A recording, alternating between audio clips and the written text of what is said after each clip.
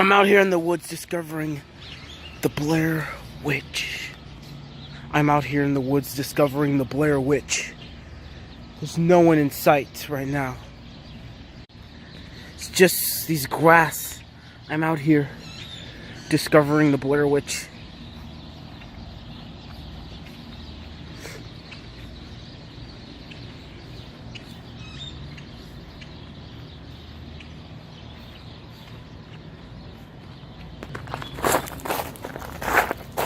The heck is that?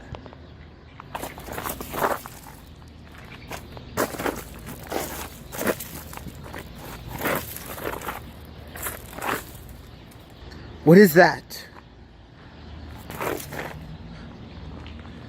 Huh?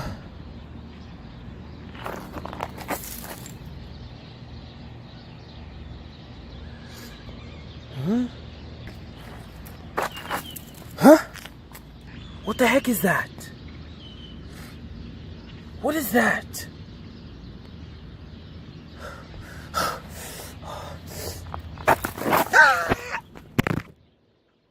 Ah!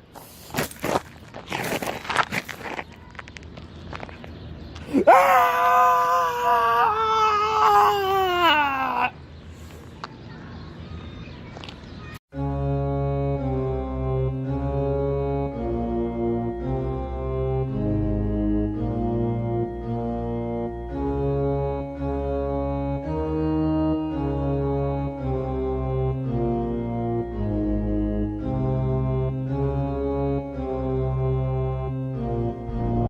Welcome back to Horror Movie Month, and now today for Horror Movie Month, I'm going to be doing a review of one of the most profitable horror movies of all time.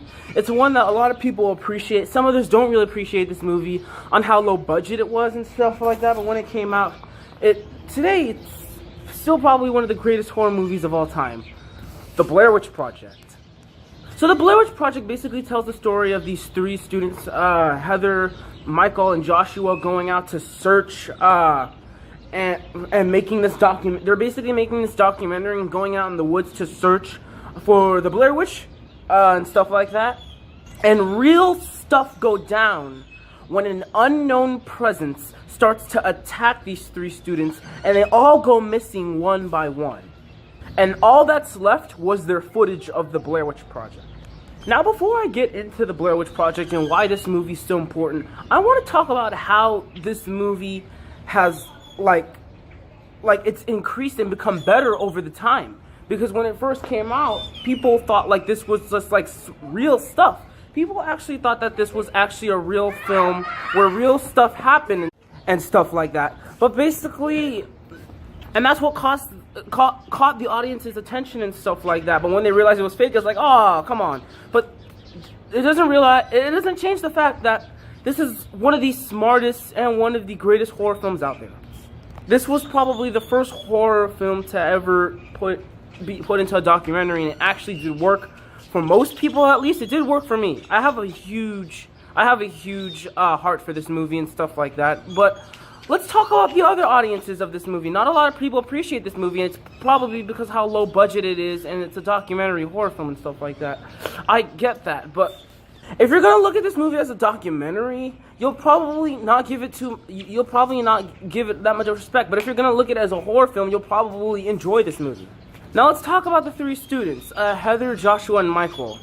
Across the board, they are great. They are great in this movie. There were some times where they struggled on like what they had to do in the woods, because basically in the entire movie it's not really about the witch attacking them, because in the movie you don't really see the witch. You never see it, but you can sense that it's there. You can sense that the witch is there attacking these three students. You never see it, but like I said, the presence is always there. When they're in the woods, the presence is widespread in the area where they're at. And it's trying to mess with them, and each of these three students go missing later on in the film. And it's kind of psychological if you want to think about it. It's actually pretty scary. Now, first time when I saw the Blair Witch Project, I didn't see the whole movie. I just saw bits and pieces of it, and I thought this was like a cheesy movie. But a couple of days ago, I saw the entire movie, and I just want to say I'm sorry. Seriously, I should have never thought that, because this is nowhere really near a cheesy movie. It's actually a pretty clever horror movie, even though you might not find this movie that scary. You don't see the witch, but the whole point is you're not really supposed to see it, because you already know what's happening. You already know where the witch is, and where the witch keeps the symbols and stuff like that all over the woods and stuff like that. And the presence is everywhere and stuff like that. And that ends them to lead that all the three students, Michael, Joshua, and Heather, they have to try to get out of the woods and stuff like that, but they're lost and stuff like that. And when people thought this was real, they actually got scared. Now, listen to me. A lot of people are against this movie. They don't really like the Blair Witch Project, but if you're wondering, am I against it? The answer is no. I actually do love this movie a lot. It has to be one of my favorite horror movies out there. It's a great documentary horror film. The first one ever made, actually. But do I have any problems with it? The tad problems that I do have with this movie are basically, like, I wish like they could show the witch showing up at least once and stuff like that, because when I watch this movie, I wouldn't find it scary, but it is kind of entertaining. But like, and stuff like that, you don't really have to see the witch, but because it's already there, it's everywhere where these teenagers, where these college students are. The presence is literally where they are. It's widespread throughout the woods in their area and stuff like that. But I would have loved it if they would have at least showed the witch at least once. However, they did describe what the witch looked like in the beginning of the movie, and that was actually pretty delivered really well. And I know a lot of people are going to complain about the directing in this movie, since this is not a normal actual horror film. It's a documentary horror film, like I said. I mean, the directing's not supposed to be perfect. It's a documentary and stuff like that. So a lot of people are going to complain. Others will be fine with it. I'm actually okay with it. It's a documentary horror film and stuff like that. I don't really have any problems with the directing, even though it's not a normal horror film like it should be. It is a psychological horror film. It's a documentary, and I actually think it's set really good. Really good. And if you haven't seen the Blair Witch Project, I think it's a great horror film. It's not like one of those horror films that you would see like Halloween, or let's say Nightmare on Elm Street, or let's say The Exorcist, or let's say... It's not any of those kind of movies. This is one of those different horror movies. It's really different in so many ways that I can't really describe. So many ways I can't describe why this movie is so different compared to those other movies. But I think if you give this movie a shot, you'll at least appreciate on what this movie tried to bring and stuff like that. Some people do appreciate this movie and what it tried to bring. And it's one of the smartest horror movies out there today, and one of the greatest. Some people hate this movie and stuff like that, and they don't want to pay attention to movies like this and stuff like that that got made in the 90s and stuff like that. And yes, this was the first documentary horror film to get made like in the 90s and stuff like that, the late 90s. It had a really low budget. I think it was $60,000, which was still very low back then. However, this movie did gross $250 million in the US, and that's actually pretty impressive. But a couple of the things that do happen in this movie, they are intense, but they don't usually happen until like nearly when the movie's when the running time of the movie is like nearly over, like maybe the last 30 minutes or 40 to 30 minutes of the movie. That's when something suspenseful actually happens.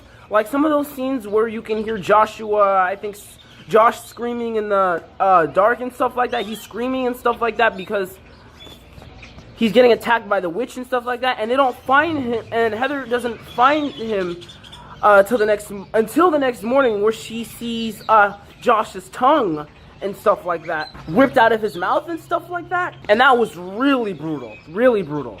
But they never show it. They never show his tongue ripping out actually out of his mouth. But just looking at that, you can tell how brutal it is. And in the ending where Michael and Heather go in that house and stuff like that, and you can hear Josh screaming, but Mike already knows it's not Josh. And then there were some scenes that I didn't really get, like right when the movie ended, did the witch attack them or something like that? Did it get them or something like that? Because you could just hear screaming in the background and stuff like that. And the ending was kind of confused. I wish in the ending that would have been the perfect time to show the witch. That would have been a perfect time to show the witch. But the movie is what it is, and I have to respect this movie on what it is and what it tried to bring into the horror genre. It's a very important horror film. If you haven't seen it, I think you definitely should check this one out. It's one of my favorites, and a lot of people don't like this movie because what it tried to bring and how it looks. Others do like this movie and what it tried to bring and how it looks, and I think this is a very important horror film that I think every horror fan should see. Yes, every horror fan should see at least one time. Watch this movie at least one time, and just give it a try. The acting in this movie is good. The directing in this movie is good for a documentary horror film. The suspense in this movie is pretty good, even though suspense doesn't happen until the last 40 to 30 minutes of the movie. But in the rest of the movie, you can tell there's still suspense happening because these three students are trying to struggle how to get out of this woods, and it's all psychological. It's scary, and you actually kind of care for these. You actually kind of care for these characters because they all have lives. They all have problems. They're people just like us. They're students just like me and all other students and stuff like that. And they're all going through problems, and they're trying to get out of the woods, and you kind of care for them. You kind of want to root for them. That's what makes it more suspenseful throughout the entire.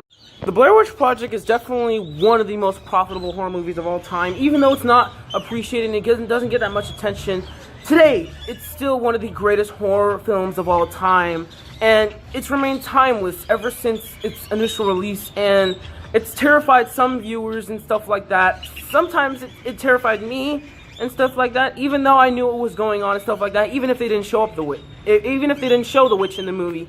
Still, it still had a good story. It's one of those smart horror movies that you could just keep on watching and watching and watching. And sometimes, if you do like this movie, it depends. This movie could get better for you every generation and stuff like that. And this movie has gotten better through every generation of horror films and stuff like that. Through every generation, when technology got better and stuff like that, every generation, horror films have gotten better and better. And this is one of the horror films that got better and better. And I'm going to give the Blair Witch Project an A+.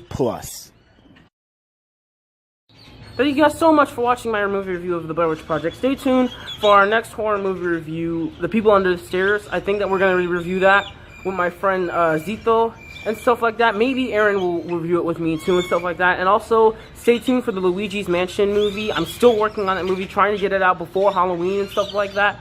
And Season 2 of the Super Mario Bros. Show will be coming soon. And more horror movie reviews this month will be coming to you too. And like I said, a special horror movie review is on Halloween. It's for a special horror movie. And I can't wait to do it. And stuff like that. So you guys, thank you so much for watching and stuff like that. Thank you so much for 300 subscribers. I can't wait to get to 400 and 500 and 600. And the next thing you know, we're at 1,000 and stuff like that. It's going to be amazing and stuff like that. But yeah, you guys show me love and support. You guys always watch my videos, and you guys always hit like buttons and stuff like that. You guys always leave comments too. I love it when you guys leave comments on my videos and stuff like that. I always pin the comments and stuff like that. You guys are just amazing. You guys show me support and stuff like that. You guys never let me down. But anyway, yeah, if it wasn't for you guys, I probably wouldn't be at 300 subscribers. So yeah, thank you guys so much for showing me support, and thank you guys for always watching my horror movie reviews, my reaction videos, gaming videos, any content that I make. Thank you guys so much. And as always, I am Mario Fan 520, and I will see you next time. Peace out.